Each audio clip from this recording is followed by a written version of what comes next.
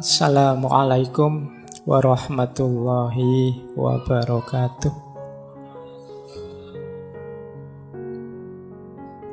Bismillah, kita mulai lagi belajar kita, ngaji filsafat kita. Malam hari ini sebenarnya tema yang beberapa minta saya membahas ini, tentang kesendirian. Bismillah ya, kita mulai. Saya awali dari makna-makna. Jadi ada dua istilah yang terkenal sekali kalau dalam bahasa Inggris, yaitu loneliness dan solitude. Ini dua-duanya artinya kesendirian, kesepian, tapi maknanya berlawanan. Jadi loneliness itu kesannya agak negatif, kalau solitude itu positif. Jadi sendiri yang positif dan sendiri yang negatif. Sendiri yang negatif itu kita menyebutnya kesepian. Kalau sendiri dan kita kesepian itu kan tersiksa. Kesepian itu di situ saya tulis bagian dari yang kita rasakan saat sendiri. Ada loh orang yang sendiri tapi tidak kesepian.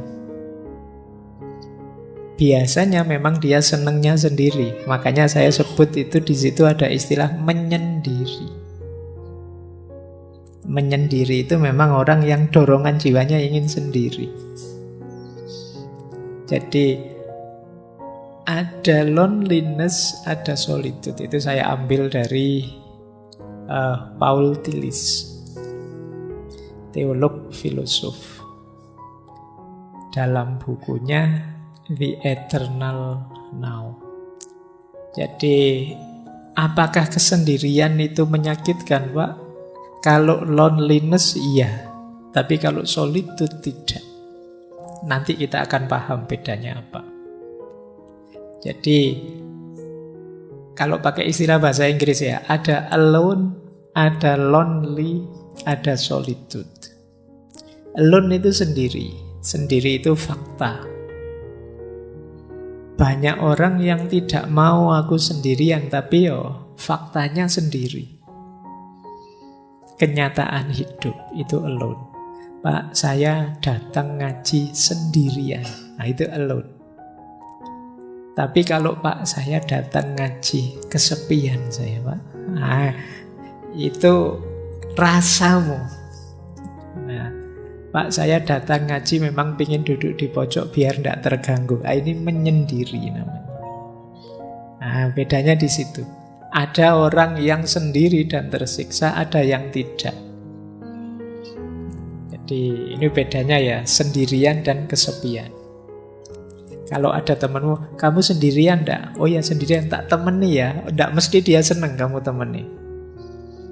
Karena kalau dia pas sendirian dan dia sukanya memang sendirian, kamu datang dan menemani, itu dia terganggu. Allah, kamu malah menemani, ini makanan mesti jatahnya harus dibagi. Ayo, mesti setelah ini minta hotspot mesti. Setelah ini, iya kan? Nah, kamu malah ganggu. Wong dia sendirian nyaman kok, kamu malah datang pengen menemani. Kecuali dia kesepian aku. Nah, butuh teman, itu baru kamu hadir menemani.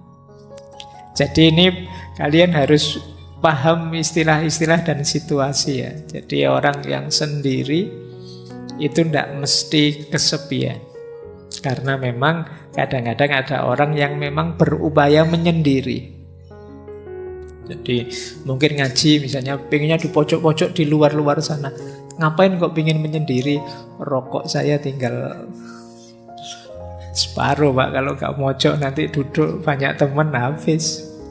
Nah, jadi tidak selalu orang itu tidak suka dengan kesendirian. Ada juga yang memang mencari kesendirian. Ya dalam situasi tertentu nanti ada banyak sekali situasi-situasi yang perlu kita dalami. Baik, jadi ini dasarnya ini ya, nanti kita membahas ini. Antara yang positif dan yang negatif. Antara sekedar sendirian dan yang tersiksa oleh kesendirian namanya kesepian. Atau orang yang memang sengaja ingin sendiri. Hari ini banyak yang pakai istilah me time. Berarti ini waktunya buat aku saja. Aku tidak pengen diganggu, tidak pengen. Pokoknya yang aku suka saja menikmati hidupku, diriku sendiri. Baik, kita lanjutkan wawasan selanjutnya. Nah, ada banyak pandangan yang menyebut bahwa hidup ini hakikatnya memang sendirian. Jadi kondisi dasar kehidupan manusia itu sendirian. Mungkin teman-teman pernah dengar semacam peribahasa, kita lahir sendirian, hidup sendirian, dan mati juga sendirian. Berarti hakikatnya sendirian hidup ini. Kondisi murni dasar manusia itu sendirian. Tapi kan dalam kenyataannya kita berhubungan, Pak. Kita berinteraksi dengan orang, Pak. Nah, interaksi dan hubungan itu kalau sendirian tadi yang hakiki, berarti interaksi dan hubungan itu sifatnya artifisial. Jadi sifatnya tidak hakiki. Tidak ada hubungan yang tidak berpisah. Semua hubungan, semua relasi pasti pada saatnya berpisah. Berarti memang hakikat hidup ini sendiri. Maka teman-teman tidak perlu malu, tidak perlu gentar kalau kamu sampai usia sekian kok tidak punya pasangan, sendiri saja. Loh, ini yang hakiki justru seperti ini. Jadi hakikatnya hidup itu justru ini. Nah, makanya di situ saya kutip ya, ini kalimat dari Osho. Osho ini seorang tokoh filosof spiritual mistik India, punya aliran namanya Rajneesh. Kapan-kapan kita bahas beliau, seorang manusia spiritual. Judul bukunya menarik, The Sound of One Hand Clapping, suara satu tangan yang bertepuk. Itu lebih kesepian lagi itu. Ya, jadi tepuk tangan tapi tangannya satu. Kata Osho, kita lahir sendiri dan akan mati sendiri. Di antara dua kenyataan tersebut, kita menciptakan 1001 ilusi tentang kebersamaan. Yakni semua jenis hubungan, pertemanan, permusuhan, cinta, kebencian, dan seterusnya. Kita menciptakan aneka halusinasi hanya untuk menghindari fakta bahwa kita adalah sendirian. Namun apapun yang kita lakukan, kebenaran tidak dapat berubah, bahwa memang hakikatnya kita sendiri. Seperti itulah adanya. Daripada berusaha melarikan diri darinya, jalan terbaik adalah bergembira di dalamnya.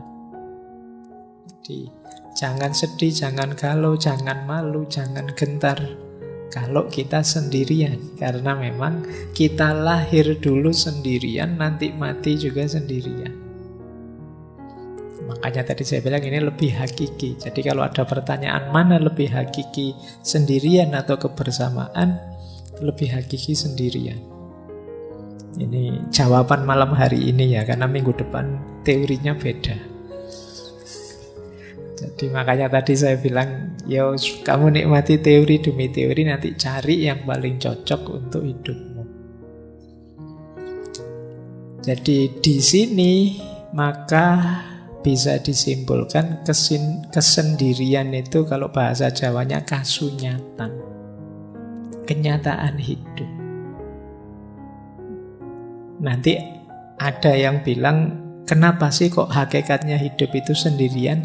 Karena kita ini menghidupkan diri kita, yang bisa memahami ya kita, yang mengerti kita ya kita. Tidak ada orang yang bisa memahami kita sampai detail, sampai level paling kecil. Yang sahabat paling dekat pun paling ngerti gambaran umum saja kita. Tidak ada orang yang begitu pahamnya tentang kita selain diri kita sendiri. Kadang-kadang kita capek-capek menjelaskan, temenmu cengenges-cengenges. Aduh, dicueki aku misalnya. Dengan rasanya kayak tidak dipedulikan. Kita kadang mati-matian untuk dihargai orang, dihormati orang. Tetap saja tidak dihargai, tidak dihormati. Sakit hati kita, rasanya kita disisihkan sendirian. Jadi kita hidup sendirian, kita lahir sendirian, dan nanti mati juga sendirian. Besok dihisab oleh Allah juga sendirian. Kalau bahasanya Al-Quran kan, wala taziru waziratun wizra ukhra. Tidak ada orang bisa menanggung dosanya atau bebannya orang lain. Yang kamu lakukan, kamu pertanggungjawabkan sendiri. Maka kesendirian adalah kasunyatan, kenyataan hidup yang tidak mungkin bisa kita bantah. Baik, kita lanjutkan ya. Ini alasnya ini nanti kenapa nanti kesendirian itu penting dan menarik. Nah, sebelum masuk ke teori, ini menarik. Ada orang yang punya dorongan jiwa atau kecenderungan jiwa untuk lebih suka sendirian. Kita menyebut orang semacam ini namanya orang-orang introvert. Dia lebih nyaman, lebih bisa menikmati hidup dalam kesendirian. Jadi ini mengingat tadi ya, ada solitude, ada lonely. Orang-orang yang jenis ini itu justru lebih nyaman dalam kesendirian. Kalau kita gelisah kalau sendiri, orang-orang semacam ini itu lebih senang sendiri. Hadirnya yang lain itu merepotkan saja. Nah, kita lihat ya, saya tidak tahu teman-teman ada di sini apa enggak. Saya menyimpulkan secara umum saja dari berbagai sumber. Coba dicek ya, teman-teman masuk introvert apa enggak. Ini dulu pernah kita bahas agak panjang di sesi psikologi, saya lupa itu. Yang pertama begini, kalau teman-teman merasa berinteraksi dengan orang itu capek, lelah saya Pak melayani teman-teman itu. Nah itu kemungkinan kita ada indikasi ke sana. Karena orang yang ekstrovert itu senang, gembira. Mungkin capek tapi dia bisa menikmati. Tapi orang-orang yang jenis introvert ini, dia merasa, alah, berjam-jam saya harus melayani tamu sebanyak ini, bikin capek saja. Nah itu teman-teman kok enggak pulang-pulang toh, saya mau tidur, saya segera ingin main game, saya segera ingin main itu. Nah itu kemungkinan introvert. Yang kedua, circle-nya kecil. Orang-orang yang senang sendirian itu biasanya circle-nya tidak banyak. Temannya 1, 2, 3 dan hanya itu saja. Lebih suka menghabiskan waktu sendirian. Orang semacam ini self-healing terbaik menurut dia ya di rumah, di kamar. Kalian kan sering ngajak, yuk healing, yuk jalan-jalan. Healing itu kan selama ini kita mengartikan kemana tuh kayak jalan-jalan kayak. Tapi bagi orang ini healing terbaik itu di kamar. Jadi begitu masuk kamar itu disitulah surganya. Nah kalau ada yang seperti ini mungkin kalian ada jiwanya agak introvert. Jadi lebih senang di kamar saja. Kemudian tidak suka lingkungan yang berisik. Kalau ada rame-rame dia, alah apa sih itu? Tidak senang dia. dan lebih tertarik dengan aktivitas-aktivitas sendirian. Nah, ini indikasinya. Implikasinya kadang-kadang wong karena orang-orang introvert ini juga kan pasti bergaul meskipun tidak intensif. Seringkali orang ini, apakah teman-teman pernah merasakan ini, saya tidak tahu, biasanya lebih suka berharap orang lain mengerti dirinya tanpa harus dia capek-capek menjelaskan. Jadi dia pingin, mbok ya temanku itu ngertilah aku.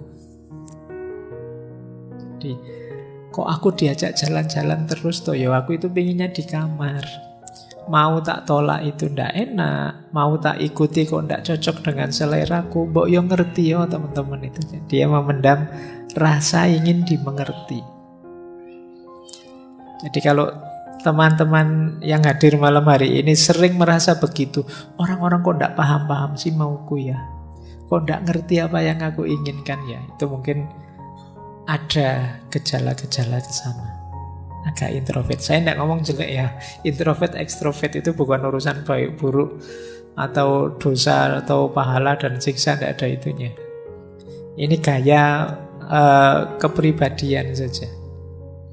Jadi kalau teman-teman merasa capek dengan hadirnya orang lain, merasa orang itu tidak ada yang paham diriku, nah itu kemungkinan gaya hidup kita gaya introvert ini. Kemudian seringkali mikirnya terlalu lama ketika ingin memutuskan sesuatu. Termasuk ada istilah silent treatment. Jadi coba saya misalnya punya teman ingin menjauh dulu sementara, biar tidak terlalu terpengaruh itu. Tapi lama-lama terus jadi tidak akrab lagi sama temannya. Itu ada yang jenisnya seperti ini.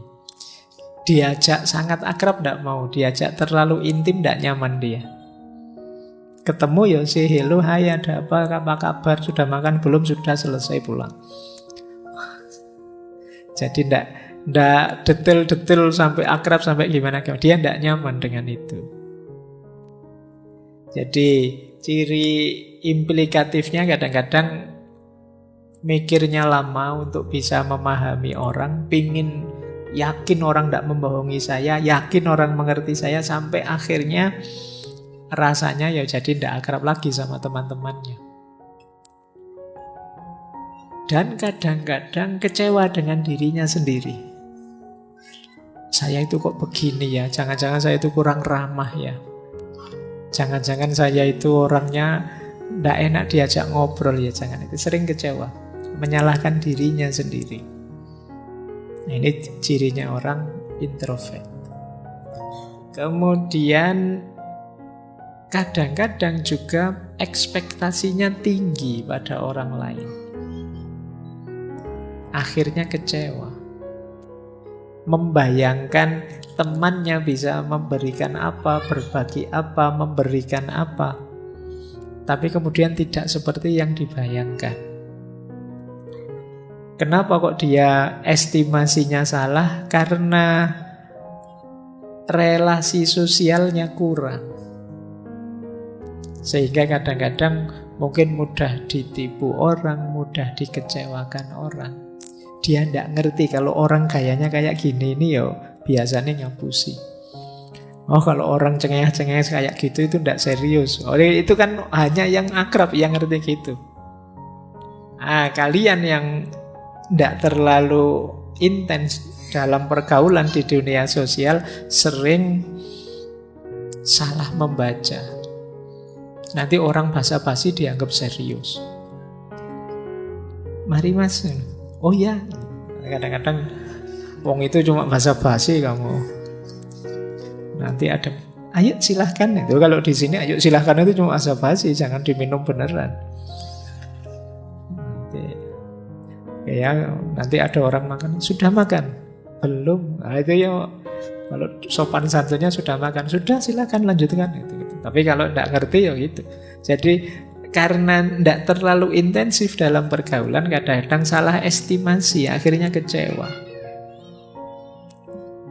Ya mbok sekali-sekali mampir. Itu basa-basi, kamu mampir beneran.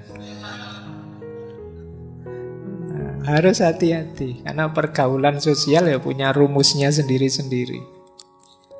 Ya. Nah, termasuk juga sering tidak enakan.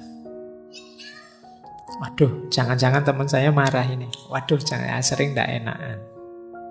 Jadi orang introvert itu karena apa yang dia rasakan tidak terekspos keluar, dia sibuk dengan dirinya sendiri. Jadi ini di antara cirinya. Nah, ada juga variasi unik. Ini sebenarnya ada jenis-jenis introvert tertentu yang khas. Misalnya ada istilah social introvert. Social introvert itu bukan berarti orangnya tidak bergaul, tapi circle-nya sangat kecil. Oh, kalau sudah di circle-nya sih podo, sudah yo teriak-teriak, yo aktif ya. Tapi ganti circle diam dia. Nah, ini namanya social introvert. Kalau sama gengnya, wow aktifnya luar biasa, dia bisa jingkrak-jingkrak, dia bisa balapan motor dia bisa. Tapi begitu ganti circle, dia pendiam. Nah ini ada namanya social introvert. Mungkin kalian begitu. Kalau ketemu circle-nya di luar, wah kumat. Tapi begitu masuk circle ngaji filsafat, wah kok gini situasinya, kamu diem kayak orang soleh. Nah ya itu social introvert namanya. Jadi, kamu aktif hanya di circle-mu. Atau tipe thinking, pemikir. Berbaur sih, bareng sama teman. Tapi kalau sudah berbaur, diam saja mikir. Kadang duduk di pojok sambil menganalisis, sambil itu. Namanya thinking introvert. Tidak bisa diajak ngomong santai, guyon-guyon. Pokoknya dia mikir, menganalisis sekelilingnya. Wah, ternyata kalau di kafe ini, itu mikir. Apa yang dilakukan anak-anak muda ini ya, masa depan bangsa gimana ya kalau anak-anak. Jadi yang lain ngobrol sepak bola, ngobrol K-pop, ngobrol apa, dia mikir masa depan bangsa. Nah itu akhirnya dia diem terus mikir, ya Allah ini nanti di akhirat gimana kalau ditanya malaikat ini. Nah, itu tipe thinking introvert. Ada yang jenisnya anxious. Anxious introvert itu orang yang cemas terus. Ya berinteraksi dia, tapi setelah berinteraksi terus dia bingung, aku tadi salah ngomong enggak ya? Teman-teman cocok enggak ya dengan gayaku? Komentar apa ya kira-kira teman-teman tentang yang saya lakukan tadi? Ini anxious, kamu tiap hari khawatir dengan itu. Jadi ini kalau menurut gengku aku kayak gini, ini cocok enggak ya? Sesuai enggak ya? Nah ini namanya anxious. Kamu khawatir terus, khawatir salah, khawatir keliru, khawatir menyakiti, khawatir. Sehingga kecenderungannya kamu terus lama-lama jadi sulit aktif. Atau ada orang tertentu yang restrained introvert itu yang tertutup sih sebenarnya. Ya seperti orang introvert biasa, tapi lama-lama kalau sudah cair, oh itu dia sudah bisa terbuka, mungkin ngalah-ngalahi yang ekstrovert. Jadi awal datang itu pendiam, nggak ngomong. Besok ketemu masih diem, hari ketiga, wah cerewetnya ngalah-ngalahi. Nah, itu restrained introvert. Baik, ini tipe-tipe orang yang bisa menikmati kesendirian. Mereka lebih nyaman kalau tidak bersama orang lain. Jadi orang lain mungkin bagi dia sifatnya mengganggu saja atau sekedar kewajiban-kewajiban. Kewajiban sosial, kewajiban budaya, kewajiban agama. Tapi bagi dia lebih nyaman kalau tidak ketemu saja. Nyusahi saja kalau ada orang lain itu. Nah itu bisa begitu. Kalau bahasanya Sartre itu mungkin hell is other people. Orang lain itu neraka bagiku.